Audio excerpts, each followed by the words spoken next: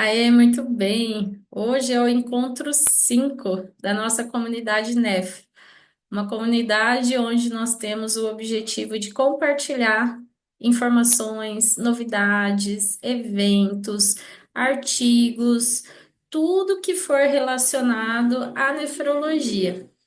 E esse compartilhamento é 100% online, 100% gratuito. Todas as terças-feiras, às 18 horas, nós temos aqui o nosso encontro marcado. Então, fique à vontade para vocês poderem convidar a equipe de vocês, os colegas, para entrarem na nossa comunidade. Aquela comunidade do WhatsApp, ela só tem um objetivo, que é receber os links e lembrar do dia e o horário dos nossos encontros. Então, lá a gente não vai fazer propaganda de cursos, lá a gente não vai fazer propaganda de eventos. Lá a gente não vai conversar, trocar ideia, não, porque o nosso momento de trocar ideia é aqui na nossa comunidade. Então, cada semana eu vou estar aqui com vocês trazendo um tema diferente. E o tema, gente, é assim: acordei hoje inspirada para falar de. E aí, ó, vem. Bem, hoje eu vou falar de tal coisa. Semana passada eu acordei com vontade de falar de diálise peritoneal. Fazia tempo que eu não falava e eu sou apaixonada por diálise peritoneal. Você tem diálise peritoneal, cara, no teu serviço? Tenho sim, a minha é Baxter. É. Agora só É, tem e Baxter no Brasil só. A Fresenius acabou, né, com o programa praticamente em 2021, uhum. então agora só tem Baxter no Brasil todo. Mas eu adoro, ó, sou apaixonada pela Home Choice. Inclusive, eu vou até comprar seu curso essa semana, que já era para ter comprado antes, não comprei, vou comprar essa semana. Porque lá é o que treina os enfermeiros, né? Lá os enfermeiros que instalam, não são as famílias. Sim. Aí eu vou ver o que é que tem, né, de novidades, tem alguma coisa que eu preciso ajustar. Que legal, que legal. Espero que, tenho certeza que vai contribuir, porque é legal ter o olhar de um outro profissional sobre o mesmo assunto. E lá Sim, com certeza. eu acabo revisando os fundamentos, tanto desde a parte de anatomia, do acesso, os fundamentos, a parte técnica, os exames. Então tem bastante coisa legal e prática, né, para o dia a dia mesmo. Espero que você goste. Depois você me conta. Depois você me conta. Você já é aluna do Instituto? Já, Já? É, porque o teu já. nome não me é estranho, não. É, eu conversei com vocês, acho que foi mês passado, né? E aí teve até um desconto, por eu já ser aluna, e fiz o Isso, PowerNef que teve aqui em Salvador. isso, ótimo. Ah, então É, é por isso que teu rosto me é familiar e o nome, tá vendo? aí no congresso a gente até sentou junto. Então, você sabe que assim, a gente vai ficando velho, gente, aí vai acontecendo algumas coisas, né, que a gente não estava acostumado. Eu sempre fui ótima de fisionomia e ótima para guardar nomes. Só que agora essas duas ótimas características estão dissociadas. Que eu lembro do nome, eu lembro do rosto, mas eu não consigo ligar o nome com o rosto. Fique tranquila, é muita gente, são muitos Ai, alunos, e são em Jesus! todos os, quase todos os estados, né?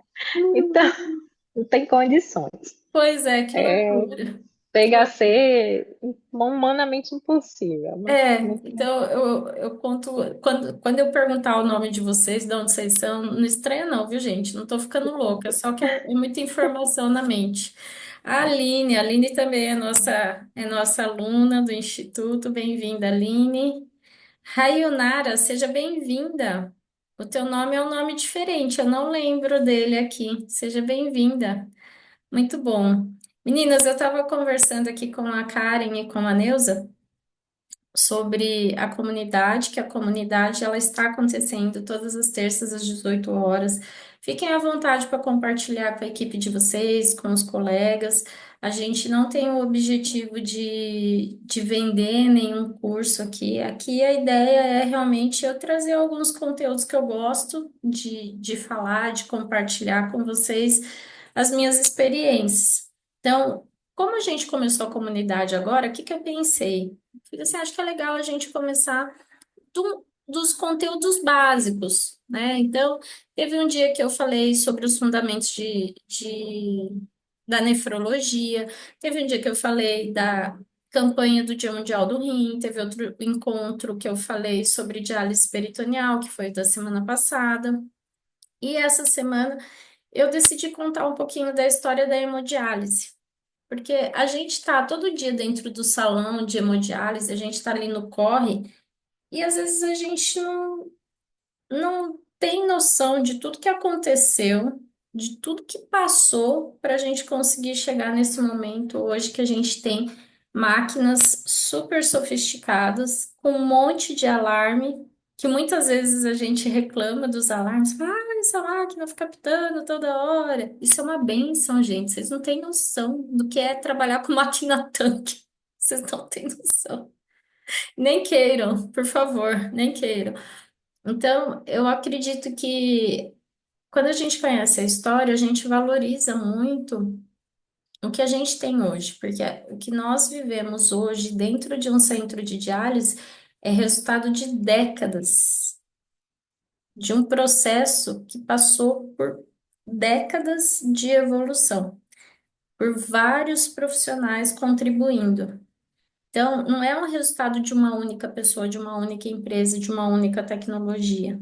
Hoje, o que nós vivemos dentro de um serviço de diálise é fruto de décadas de evolução tecnológica, de comprometimento de vários profissionais de saúde e de uma busca absurda por fazer o melhor para o nosso paciente. Então, hoje, o tema de hoje que eu escolhi é falar sobre a hemodiálise, sobre a história da hemodiálise. Vamos lá? Eu vou apresentar aqui, é uma aula bem rapidinha para vocês. Talvez alguns que sejam nossos alunos até já tenham visto. Deixa eu só compartilhar minha tela.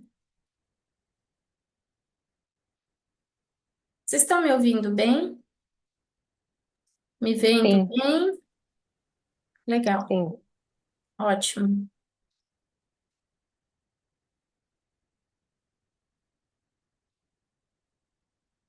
Vamos ver aqui. Foi, muito bem. Então, a gente vai falar hoje um pouquinho sobre a história da hemodiálise. Gente, olha só esse trambolho dessa máquina. Acreditem ou não, em algum momento, esse trambolhão que a gente está vendo aqui salvou a vida de alguém, pelo menos temporariamente, porque essa era uma triste realidade. Os nossos pacientes, antigamente, eles não viviam o mesmo tanto que a gente tem hoje. Hoje tem pacientes que fazem hemodiálise há 30 anos. Eu conversei esse final de semana em Recife com um colega técnico de enfermagem que ele falou que ele tem um paciente em hemodiálise que tem a mesma fístula há 27 anos. Imagina o cara fazer hemodiálise há 27 anos já é uma baita conquista. Agora ele tem 27 anos com o mesmo acesso vascular. Fala sério se não é uma coisa impressionante. Só que isso lá atrás, quando começaram as primeiras tentativas de hemodiálise, não era nesse esquema. E a gente vai, senta que lá vem a história, né? Então, direto do túnel do tempo. Tudo começou em 1830, quando Thomas Graham, ele era um físico químico, ele percebeu que se ele separasse dois líquidos com substâncias diferentes, dissolvidas, se ele separasse essas duas substâncias com uma membrana celulósica, existia uma troca de líquidos através dessa membrana. Então, Thomas Graham, ele começou a perceber os processos físico-químicos que acontecem dentro da diálise.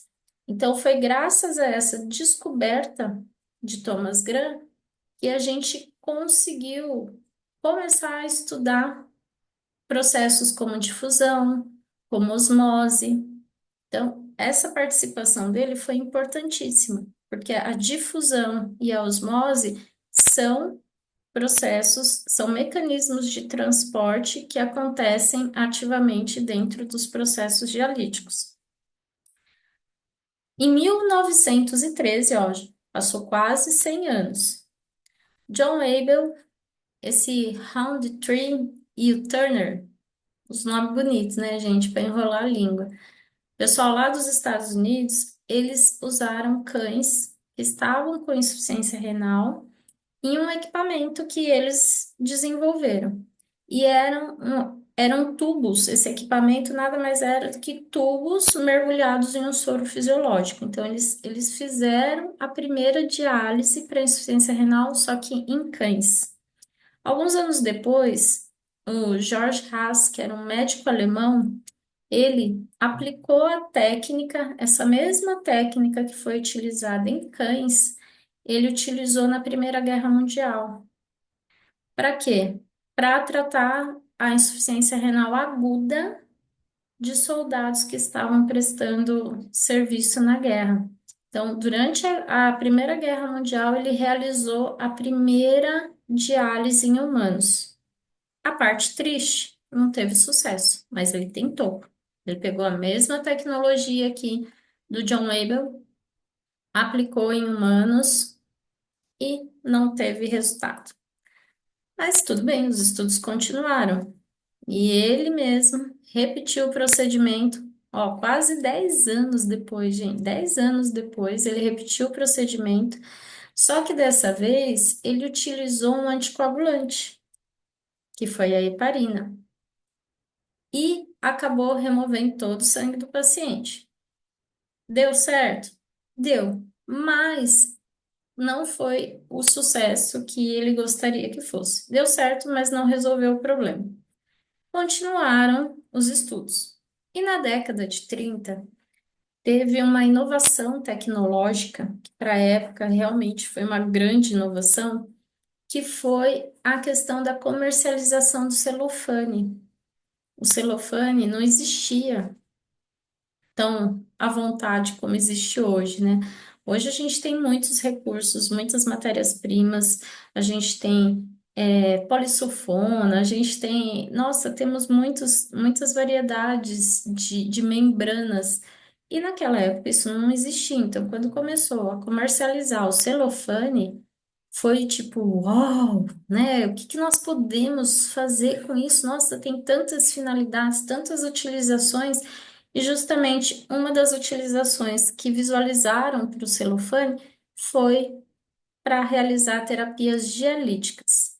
E aí entrou, na década de 40, William Koch, que foi quem realmente conseguiu fazer a primeira diálise com sucesso. William Koch, ele é chamado de pioneiro da hemodiálise, o pai da hemodiálise, o pai dos órgãos artificiais, justamente porque ele conseguiu fazer a pessoa continuar viva depois da terapia. Então, ele desenvolveu essa primeira máquina em 1943, ele tinha feito o protótipo e ele fez a primeira máquina. Em 1945, ele conseguiu salvar um paciente através do tratamento de hemodiálise. Imagina, gente, deve ter sido emocionante. E era justamente aquele trambolhão que eu mostrei para vocês no começo da aula que ele utilizou. Então, isso daqui era um tanque, tá? Nesse tanque aqui tinha uma solução que eles preparavam. Nesse rolo que vocês estão vendo aqui na tela, era onde eles colocavam o celofane, e eram metros e metros de celofane aqui, e era por onde o sangue do paciente passava. E olha só, a primeira diálise, ela foi realizada em 1945 em uma mulher, e a mulher estava em coma. Olha que interessante. E ela acordou após a sessão de hemodiálise e viveu por mais 7 anos, ou seja, realmente foi uma terapia muito bem sucedida. Só que olha só que interessante. A mulher estava internada, estava em coma e seria o que nós podemos considerar de um quadro agudo, certo? Então, o William Kolff, na época, ele não recomendou o uso da terapia para pacientes com doença renal crônica. Olha que interessante. Então, aqui, ó, as maquininhas. Em paralelo, na mesma época, tinha um outro médico, um cirurgião canadense, que um pouquinho mais do outro lado do mundo, né? Porque o William Kolff, ele era, se eu não estou enganado, ele era alemão.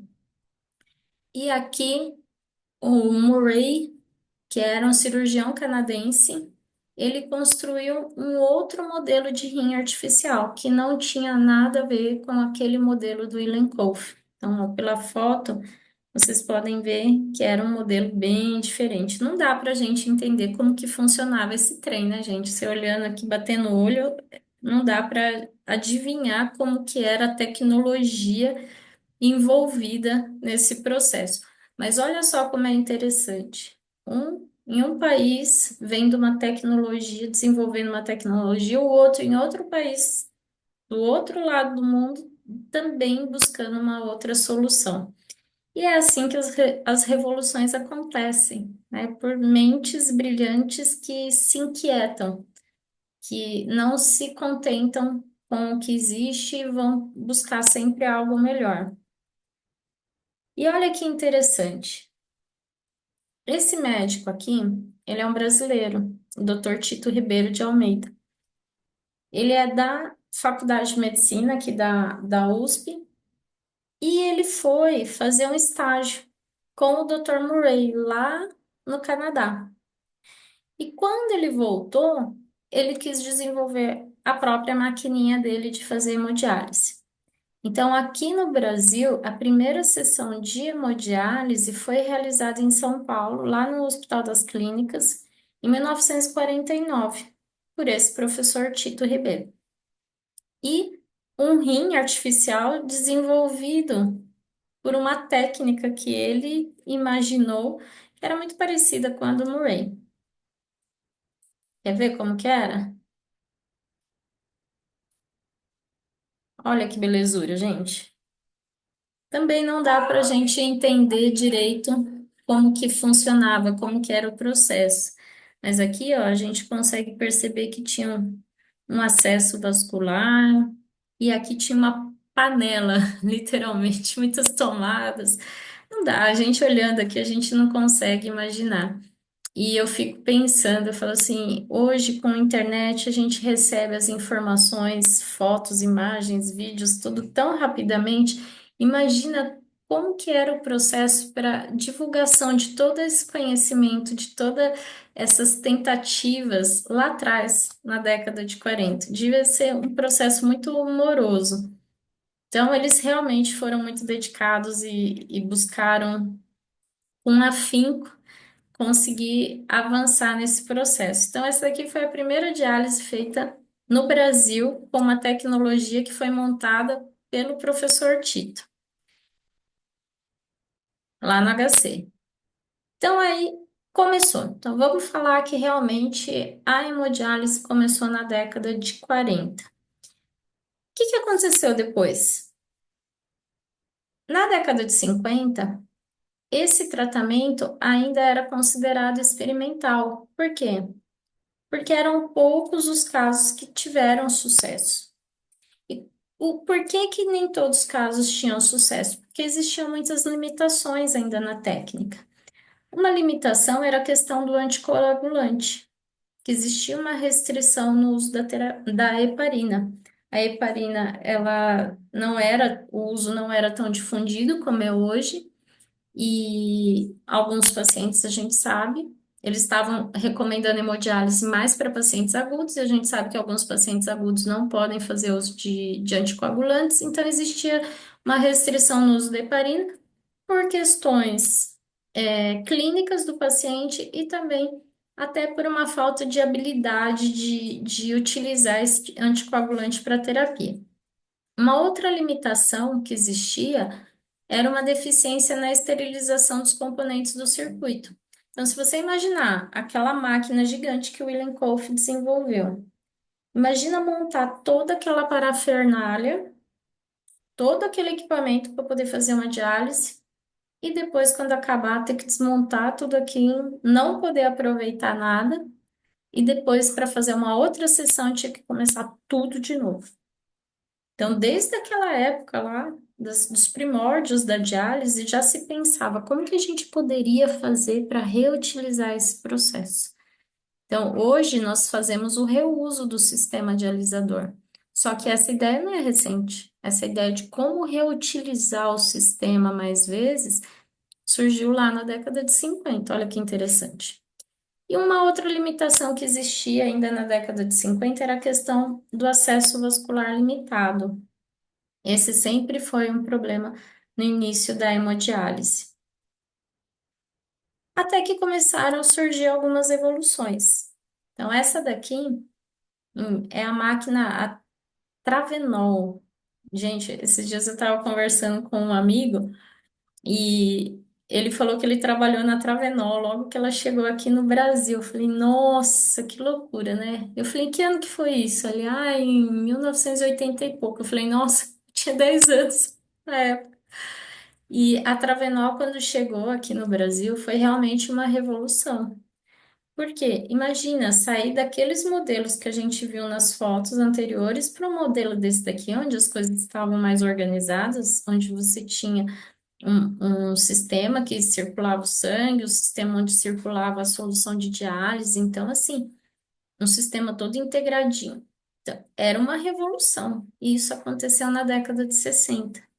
Então, em 1967, a Travenol Laboratórios desenvolveu esse primeiro sistema. Também na década de 60, ó, vê como as pesquisas seguem alinhadas. Existia a busca por um acesso vascular ideal, porque até então, o que que o pessoal utilizava? Eles utilizavam punções. Então, a pessoa geralmente tinha ali 4 chances de fazer a hemodiálise. Ela usava o membro direito, membro esquerdo, membro inferior direito, membro inferior esquerdo. A hora que acabou esse daí, acabou, não tinha mais como fazer hemodiálise, e aí a pessoa morria. Então, o número de sessões que a pessoa tinha condições de fazer estava diretamente ligada ao número, à quantidade de acessos vasculares que eles conseguiriam nesse paciente. Então, isso era muito limitador. Por isso que eles estavam buscando por um acesso ideal.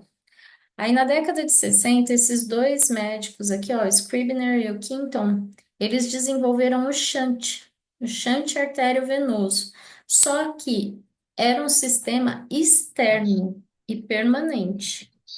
Olha que interessante. Ele era um sistema externo e permanente. Eu vou pedir para vocês deixarem o áudio de vocês no mudo, porque aí a gente está gravando, vai ficar mais legal, a qualidade do som fica bacana para depois a gente poder subir para o YouTube. Legal? Muito bem. E aí, quais eram os benefícios desse shunt arteriovenoso que eles desenvolveram? Os pacientes poderiam realizar o tratamento múltiplas vezes, muito mais do que 4. Eles conseguiam avaliar melhor os mecanismos, o funcionamento desse acesso e os resultados que eles estavam obtendo, e o paciente ele conseguia dialisar regularmente. Então dava para fazer 1, 2 vezes por semana, ou seja, uma outra revolução. E olha aqui a foto, que interessante. Essa daqui é a foto do shunt, só que ele sem estar conectado no sistema de diálise. Então, pensem comigo, olhem aqui com muito carinho para vocês conseguirem enxergar. A gente tinha uma, um catéter inserido por onde era aspirado o sangue do paciente e um outro catéter inserido por onde era devolvido o sangue do paciente. Nos intervalos dialíticos, o que que acontecia? O sangue arterial circulava aqui, ó. Por isso que era shunt arteriovenoso. O sangue circulava aqui do lado de fora, gente. Ah, que louco. Então, quando o shunt, o acesso não estava sendo utilizado, ele tinha esse conector que conectava as duas pontas e o sangue circulava por aqui. Então, era aqui, ó, esse desenho. Quando o shunt não estava em uso, então você tem a artéria e a veia, certo? Então aqui é uma artéria e aqui é a veia. E aí tem a canulação. Então, ó, o sangue ficava passando por aqui, ó. Muito louco. Muito louco, uma realidade muito diferente hoje da que a gente tem, graças a Deus. E aqui é quando o shunt estava em uso. Então você tinha uma via por onde você puxava o sangue do paciente e a outra via por onde você devolvia. Então esse daqui é o esqueminha e aqui é a foto real. Então aqui o shunt sem uso e aqui o shunt com uso. Quem já tinha visto essa imagem? Conta aí para mim no chat. Eu quero ver. Não é impressionante, gente? Hoje, às vezes, as pessoas olham a fístula arteriovenosa dos nossos pacientes e eles falam: Nossa, que coisa feia. Porque tem gente que faz esse julgamento: Nossa, que feio. Não sabe o quanto isso é importante para a pessoa com doença renal. E tá tudo bem, né? Faz parte. Mas a hora que você olha a fístula, a hora que você olha esse shunt, essa conexão aqui, olha que situação. Olha como hoje a gente evoluiu. Muito bem. Se alguém chegou a ver um shunt, eu nunca vi um shunt, de verdade. E quando que o shunt parou de ser utilizado? Ainda na década de 60. E quem fez a proeza foi Cimino e Brescia. Com certeza, se vocês já são da nefro, vocês devem ter ouvido esse nome em algum lugar, esses nomes, que são duas pessoas. Eles foram os médicos que descreveram a fístula arteriovenosa interna. E aí é importante eu falar uma coisa para vocês. A fístula, ela é um problema, ela é uma doença. Então, se uma pessoa nasce com uma fístula cardíaca, então ela nasceu com um problema cardíaco, uma doença cardíaca. Se a pessoa nasce com uma fístula em algum outro lugar do corpo, ela está com um problema. Onde tem uma fístula é um problema. Só que aqui, o que que eles conseguiram enxergar? Que essa fístula arteriovenosa poderia ser uma alternativa para poder fazer a hemodiálise mais vezes. Eu tenho, eu tenho vários amigos cirurgiões que eles falam que a fístula é uma doença que foi criada para poder tratar outra doença, que é a doença renal crônica. Então, o porquê que eles falam que é uma doença? Porque você está fazendo uma anastomose, ou seja, você está ligando uma artéria a uma veia. Só que qual é o detalhe? Quando você faz essa anastomose, essa conexão entre artéria e veia, o sangue arterial, que é um sangue pressurizado, é um sangue que tem força, porque ele precisa chegar em todos os lugares do nosso corpo, ele passa a circular dentro das veias. E as veias, como estão acostumadas com o sangue com uma baixa pressão, elas têm as paredes mais flexíveis. E o que que acontece? Esse sangue arterial passa a circular nas veias e acaba estimulando a dilatação dessas veias. Por isso que a fístula arteriovenosa, o vaso, ele é maior do que o normal, porque lá dentro daquela veia está passando um sangue arterializado. Olha que coisa linda, gente. Fala sério. Tem muita genialidade nisso. Eu fiquei encantada com a história. Quais eram os detalhes e algumas limitações da fístula?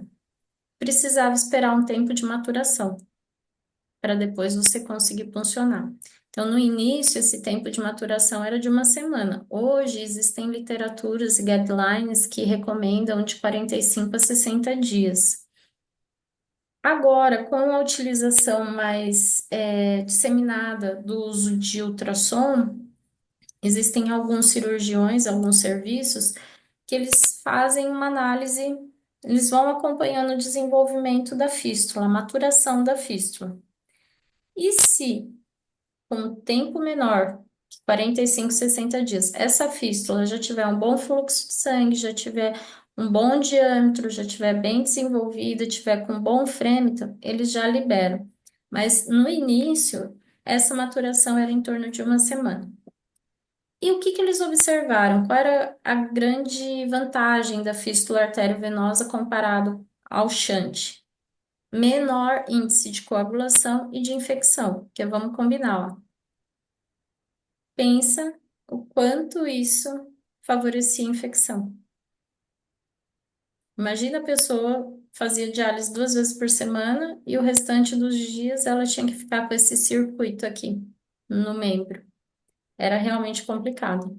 Então, essa foi uma das grandes vantagens que a fístula trouxe, reduzir as complicações relacionadas à infecção e à coagulação. Mas a busca pelo acesso ideal não parou. Continuaram estudando. E aí, na década de 70, surgiram os primeiros catéteres de duplo lumen.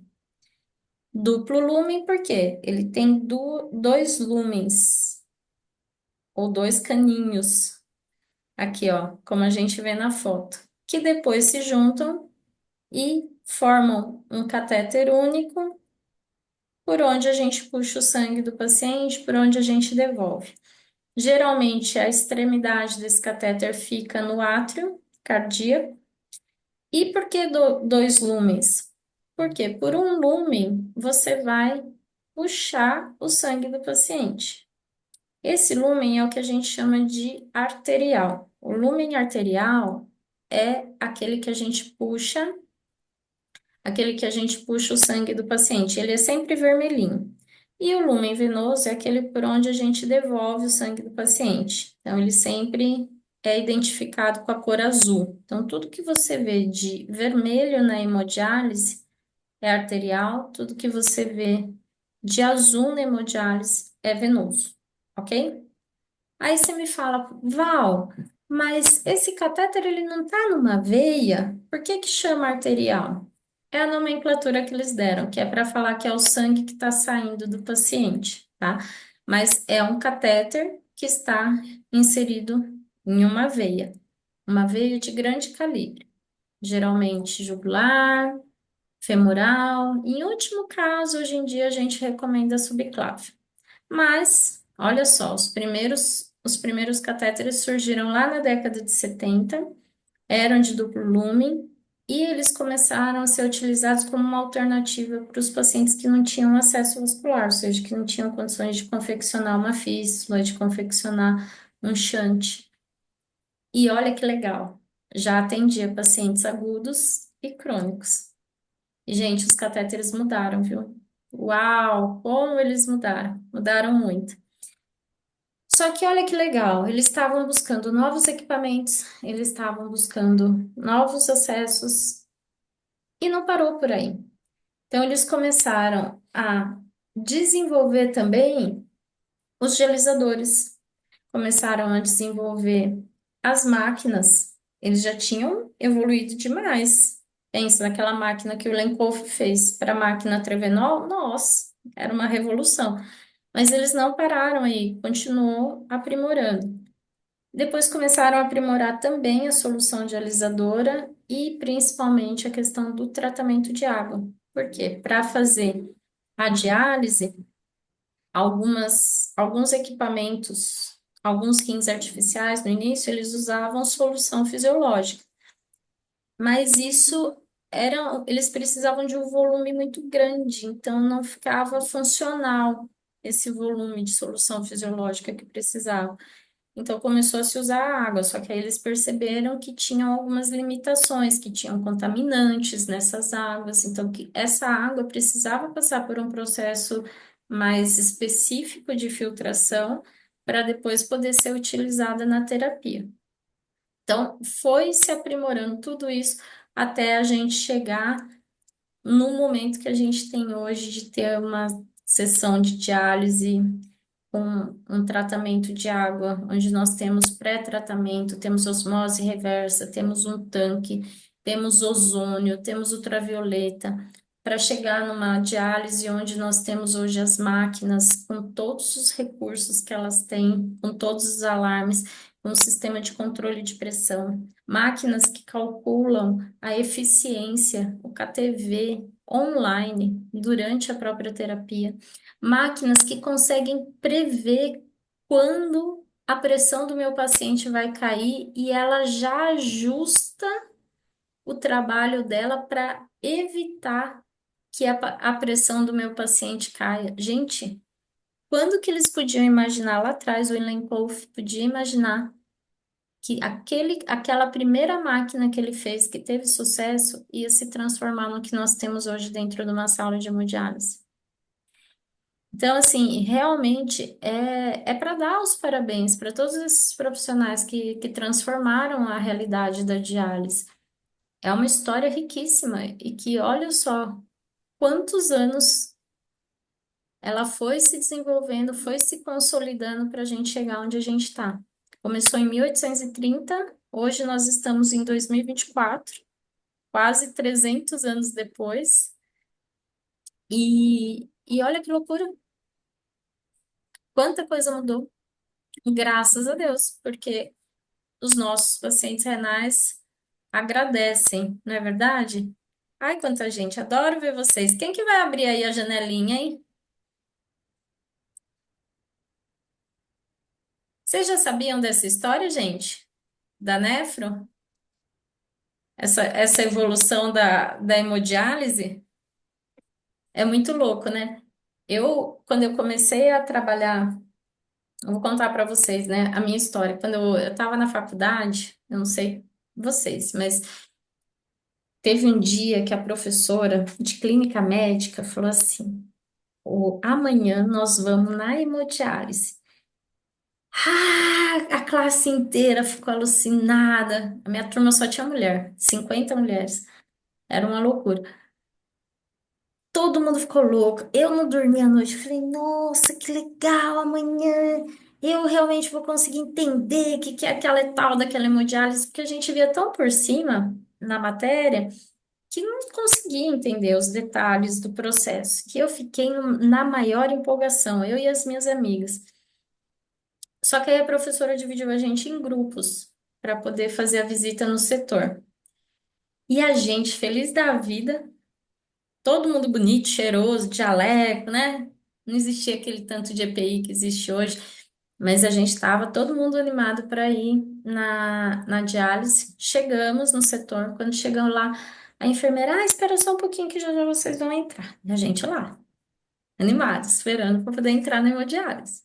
E nunca entrava, e nunca entrava. E a mulher, daqui a pouco vem. Enfermeira de diálise, brava, né? Peraí que daqui a pouco vocês entram, peraí que daqui a pouco vocês entram. Tá bom. A hora que a gente entrou, gente, foi tão triste. Porque sabe o que aconteceu? Ela estava pedindo para a gente esperar porque ela estava tirando todos os pacientes da diálise. Você ri, né, cara? Foi triste demais, Rindo com gente. respeito. Gente, vocês não têm noção, foi triste demais. Ô, Nilzinha, tudo bem? Que bom que você tá aqui, amiga.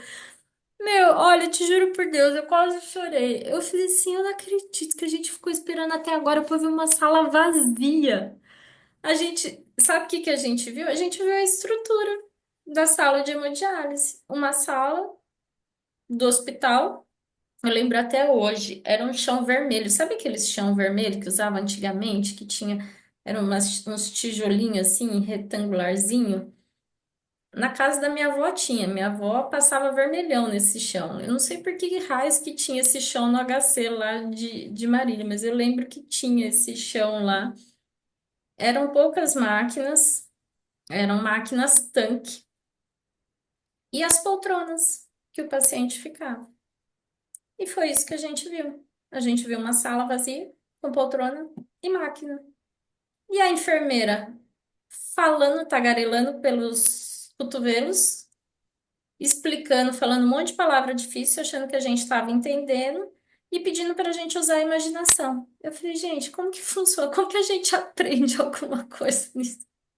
A gente nunca tinha visto o processo, a gente queria ver o processo, o sangue saindo do paciente, passando pela máquina e depois voltando para o paciente. A gente queria ver a solução de diálise, queria visualizar o negócio. E ela falava assim, gente, usa a imaginação, usa a imaginação. Como que a gente vai usar a imaginação? A gente não sabia nem o que imaginar naquela situação. Então, olha, foi realmente, assim, muito frustrante. Depois, quando eu me formei, o meu primeiro trabalho foi em UTI.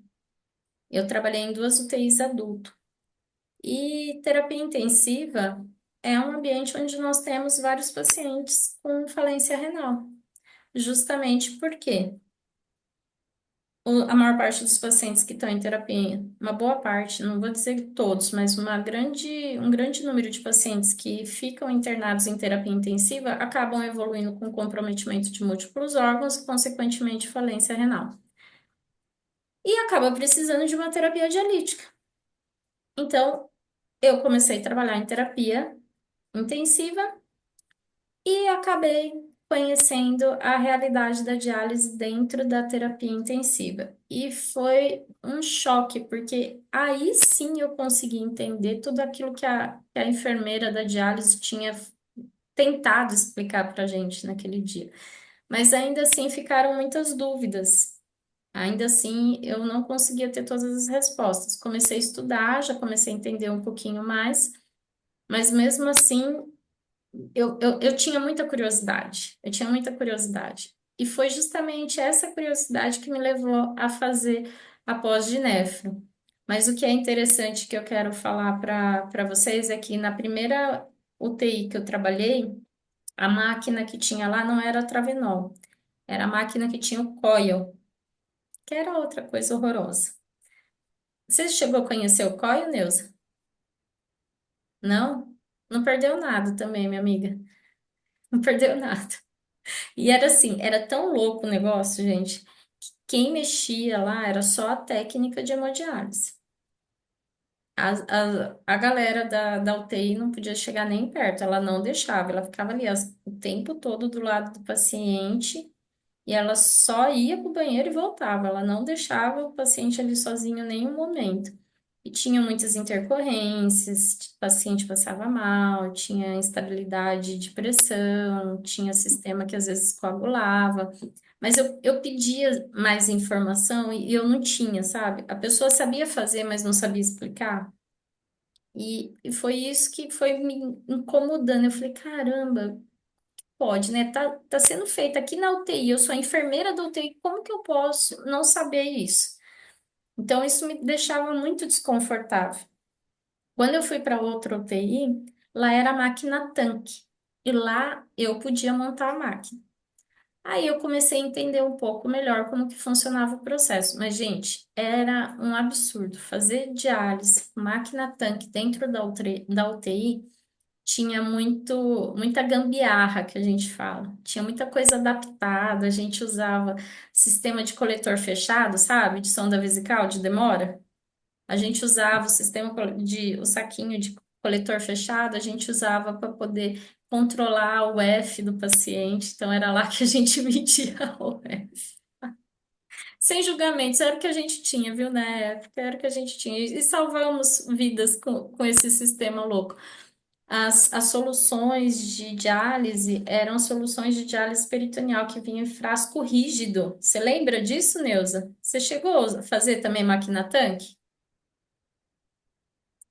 Neuza, você já chegou no bem bom da diálise, Neuza? Você já chegou com a máquina de proporção? Sério? Abre aí teu áudio para você contar a tua história com a diálise pra gente.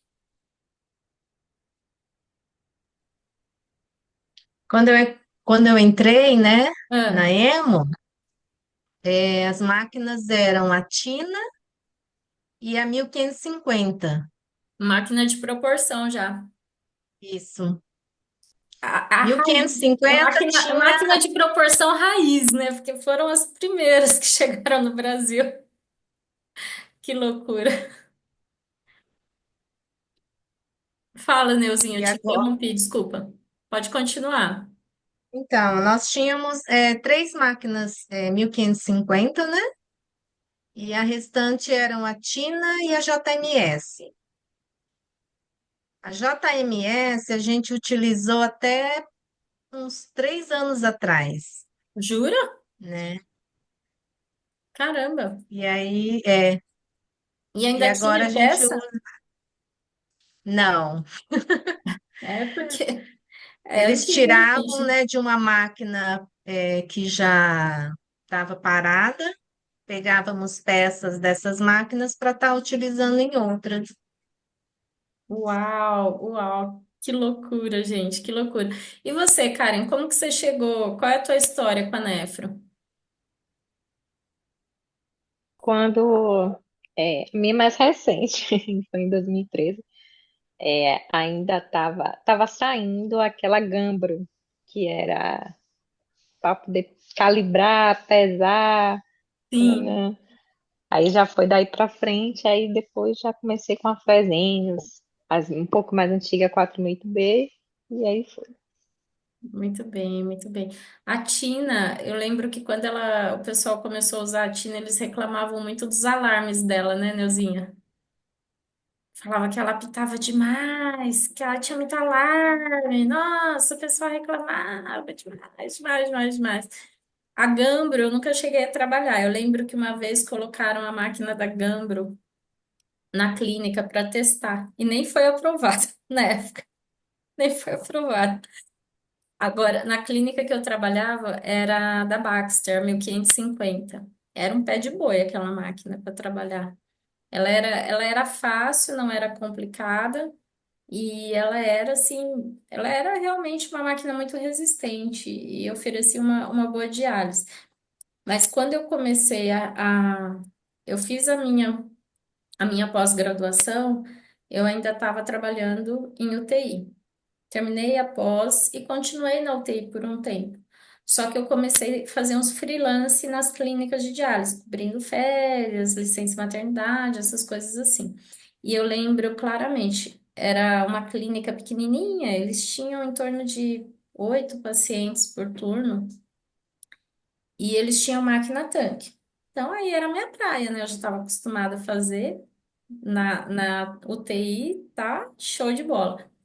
Até que uma vez eu cobrindo a licença maternidade e as férias da enfermeira, ela ficou assim, acho que uns 7 meses afastada, e eu fiquei cobrindo ela na clínica. E foi justamente o período que eles compraram as primeiras 4008B. E aí eu que tive que aprender a mexer na máquina para poder ensinar a equipe e começar a utilizar o equipamento. Foi realmente desafiador. Foi Imagina, eu estava acostumada a colocar água, colocar uma solução ácida, uma solução, o bicarbonato, mexer, parecendo uma bruxa com um pau lá, que parecia uma coisa louca. Depois pegava o condutivímetro, media para ver se estava ok, aí via a temperatura para ver se estava ok, para depois poder começar. Mas era tudo manual, gente. Imagina a loucura de saber que o equipamento é que estava fazendo tudo isso. Vocês não têm noção. Olha, foi muito punk. Mas eu sou um bicho muito curioso, né? Então, para mim, isso tudo era uma alegria, era uma diversão para mim. Eu me divertia aprendendo e queimando os miolos para poder entender como que a máquina funcionava. Mas nem todo mundo aceitou essa mudança. E eu lembro que vários serviços de diálise foram muito resistentes quanto a tirar as máquinas tanque e começar a usar as máquinas de proporção. Até que chegou um momento que realmente a Anvisa passou a exigir e tornou obrigatório o uso das máquinas de proporção, o que aí para os nossos pacientes foi uma bênção, porque a gente conseguia realmente ter um controle da diálise muito melhor, né? Detector de bolhas, coisa que não tinha antes, não tinha. Controle de ultrafiltração, o controle de nível de sódio. Imagina, não existia nada disso. Era o receitão de bolo. Eu sempre falo pro pessoal que tinha uma pinça que, imagina que aqui é a linha, tá? Deixa eu ver aqui um lugar que fique mais fácil para vocês verem. É, não vai dar certo. Aqui. Imagina que aqui é a linha, meu dedo. Essa pinça a gente colocava aqui. Quanto mais você apertava essa pinça, mais resistência você colocava no sistema. Então, você aumentava a ultrafiltração do paciente. Quando você não queria ultrafiltrar muito, você ia lá e soltava a pinça. Aí você fazia menos resistência, reduzia a diferença lá dentro do dialisador, do capilar, e aí o paciente não perdia tanto. Vocês têm noção disso? Tinha paciente que às vezes a gente colocava a pinça e saía fazer a medicação, ia cuidar dos outros pacientes. De repente, a hora que você vinha, o paciente estava parecendo um maracujá, coitadinho. Porque não tinha alarme, não tinha alarme, gente, não tinha um controle. Então, era muito, muito rudimentar, muito. Então, hoje, quando vocês estiverem aí no salão, com as suas lindas máquinas de proporção, que são leves, que são fáceis de levar de um lado para o outro, que ficam tocando alarme de pressão, que ficam ajudando vocês a controlar os parâmetros da diálise, não reclamem, agradeçam, porque realmente são recursos que foram, evoluindo com o tempo, justamente com essa intenção de trazer a segurança. Quem mais quer compartilhar com a gente a experiência com a hemodiálise? Conta aí para mim. Quem quer abrir? Quer contar algum caos, alguma história? Olha, hoje eu tô feliz, hein? A sala aqui encheu hoje. Que delícia, que delícia, adoro. Bom, a ideia da comunidade Nefro são aulas rápidas, assim, então são 1 hora de aulinha. Fica o convite para vocês estarem comigo todas as terças, às 18 horas, horário de Brasília. Cada terça-feira é um tema que a gente trabalha, cada terça-feira é um assunto. Então, eu fico muito feliz de receber todos vocês, estar compartilhando com vocês a minha experiência em nefrologia, as minhas histórias. E fica o convite: tragam os amigos para cá, vamos compartilhar, vamos trocar ideia, para a gente se fortalecer. A enfermagem na nefrologia trabalha demais e às vezes a gente tem a sensação que a gente está trabalhando sozinho. E é difícil sair para estudar, é difícil parar para estudar. Então, aqui é um momento que a gente vai ter entre amigos para a gente conseguir trocar informações, para a gente conseguir trocar uma ideia, saber, né, da história, saber das novidades. Então, aqui, cada semana tem de tudo um pouquinho, tá joia? Para divulgar, é só pegar o link e divulgar ou divulga a comunidade? Como é? Para divulgar, uma ótima pergunta, Karen. O que que eu gosto de fazer, que eu acho que é mais prático? Você pode pegar aquele link do Instagram, manda para o pessoal e fala assim, ó, entra nesse Instagram aqui, nesse post, e Hum. escreve lá nos comentários desse post, Nefro, que aí a pessoa já recebe o link e ela já entra direto, Ah, ok. tá bom? Tá, tá certo. A gente E antes essas, estava e as aulas? A gente antes estava pedindo para o pessoal preencher uma fichinha para depois ir para o grupo de WhatsApp. Aí agora eu falei, não, vamos encurtar esse caminho, porque tinha muita gente que parava ali no meio do caminho. Porque tem gente que não gosta, né, de preencher fichinha e tudo mais. Então tá Uhum. tudo bem. Aí eu falei, não, vamos tirar essa etapa, vamos direto agora pro grupo do WhatsApp. Então essa semana mudou, e aí o pessoal clicando já vai o link do grupo do WhatsApp direto para ela entrar. As aulas estão ficando gravadas, era isso que você ia perguntar? As aulas estão ficando gravadas, mas elas ainda não subiram para o YouTube, porque eu vou ser bem sincera com vocês. Esse mês de março foi uma loucura. A gente está com vários projetos caminhando. Agora vai ter a quarta turma do curso de reuso nesse mês de abril. Esse mês de abril, até sexta-feira, são as inscrições para imersão de acesso vascular. Então, esse mês também tem imersão de acesso vascular. Tinha o evento de Recife esse final de semana que eu ia dar aula. Nós estamos montando a primeira pós-graduação do Instituto. Então, em maio, nós vamos divulgar a primeira pós, vai ser o lançamento, acredito que em maio. vai ser o lançamento da primeira pós. E também estamos escrevendo um livro do Instituto.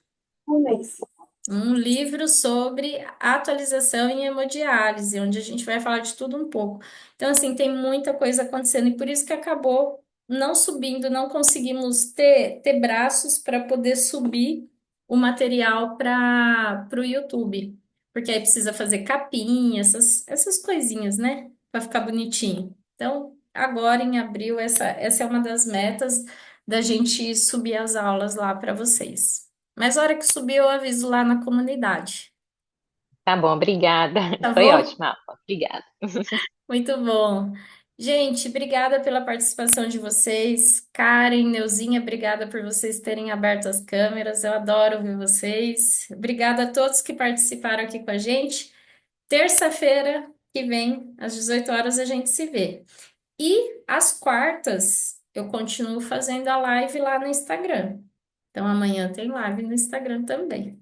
Tá joia? Beijo no coração, fiquem com Deus. Até. Tchau, tchau.